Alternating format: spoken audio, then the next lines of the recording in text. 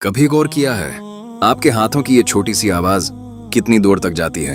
ये सिर्फ घंघरों वाली चोड़ियां नहीं, ये एक ऐलान है कि कोई आ रहा है और शायद कोई सुन भी रहा है। अल्लाह ताला ने कुरान में वाज़ेह फरमाया, अपने पाँव इस तरह न मारो कि तुम्हारी छिपी हुई ज़ीनत जाहिर हो जाए। सूरह नूर आयत। ये सिर्फ कदमों की बात नहीं, ये हर उस चीज की बात है जो आपकी ज़ीनत को जाहिर करे। इस्लाम खामोशी में खूबसूरती सिखाता है, हया में इज्जत देता है।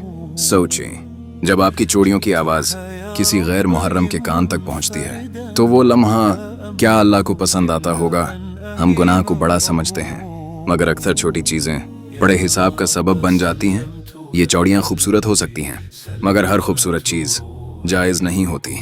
आज अगर आप ये छोड़ दें तो शायद कल क़यामत के दिन यही अमल आपके हक में गवाही दे।